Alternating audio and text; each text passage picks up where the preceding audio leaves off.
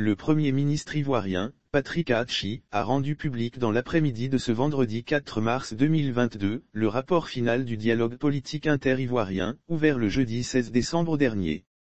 Selon le communiqué final qui a sanctionné les pourparlers, dans le cadre du dialogue politique inter-ivoirien, les débats se sont déroulés, dans la courtoisie, la bonne ambiance et un climat apaisé. Le communiqué précise également que les échanges ont consacré l'accord des parties sur le fonctionnement normal de l'État et de ses institutions. Suite à ces échanges, des représentants de partis politiques, ainsi que la société civile se sont prononcés.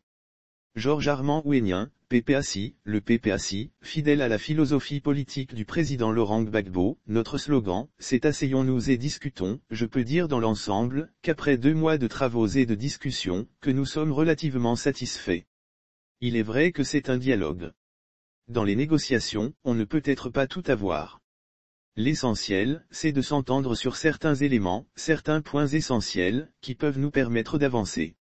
Comme le savez, nous au PPACI, fidèles à la philosophie politique du président Laurent Gbagbo, notre référent et notre président, notre slogan, c'est asseyons-nous et discutons. Tant qu'on pourra s'asseoir et discuter, nous pensons que nous pouvons trouver des solutions à tous nos problèmes, voilà ce que je peux dire en guise de conclusion.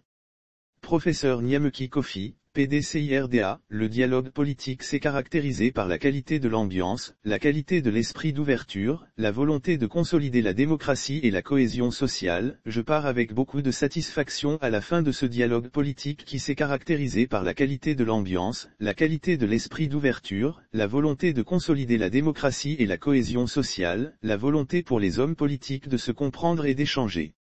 Dans la courtoisie, dans la fraternité pour une Côte d'Ivoire qui gagne sur tous les plans, politique, social, économique et culturel. Voilà l'espoir que nous plaçons en ce dialogue politique.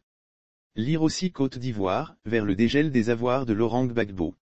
Mabri Touakeus Abdallah, UDPC, tout cela doit contribuer certainement à un retour d'une paix solide et durable en Côte d'Ivoire. C'est un plaisir de nous retrouver après plusieurs semaines de discussion.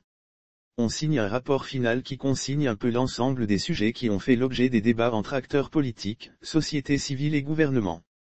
Nous notons qu'il y a eu des évolutions notables et surtout la volonté de toutes les parties.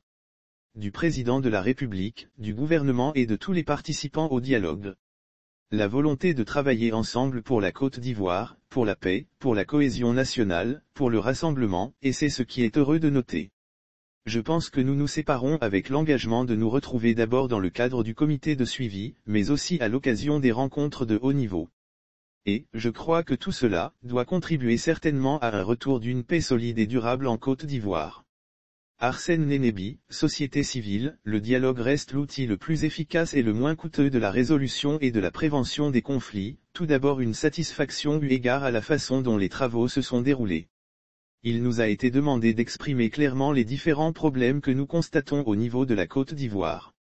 Et librement, chacun des participants a pu porter à l'occasion de ce dialogue, les questions problématiques. Aucun problème majeur n'est intervenu au cours des échanges et c'est aussi cela la force du dialogue. Nous pensons que cette institutionnalisation de ce dialogue politique est une bonne chose pour la simple raison que le dialogue reste l'outil le plus efficace et le moins coûteux de la résolution et de la prévention des conflits. Aujourd'hui, on est heureux de voir tous les acteurs politiques prendre la même direction. Nous profitons pour féliciter le président de la République, Alassane Ouattara pour cette initiative, parce que le président Houphouët-Boigny nous a légué le dialogue et nous pensons qu'il faut à chaque fois qu'il y a des crises, ou à titre de prévention de problèmes, solliciter la voie du dialogue pour résoudre les problèmes de la Côte d'Ivoire. Lire aussi fin du dialogue politique, voici les points d'accord et de désaccord, une importante question restée en suspens Sangaré Isiaka, Front populaire ivoirien, les décisions prises sont fortement représentatives des aspirations de l'ensemble de la classe politique ivoirienne. Effectivement, la Côte d'Ivoire attendait beaucoup de ce dialogue politique dans sa phase 5. C'était donc l'occasion pour les partis politiques et principalement pour le Front populaire ivoirien de présenter les attentes telles que nous les avons exprimées. Il est bien évident que ces échanges ont eu lieu dans un cadre fraternel et convivial dans le respect des uns et des autres. Des décisions ont été prises en termes de recommandations et sont fortement représentatives des aspirations de l'ensemble de la classe politique ivoirienne. Et au-delà des Ivoiriens que nous représentons dans ces chapelles politiques.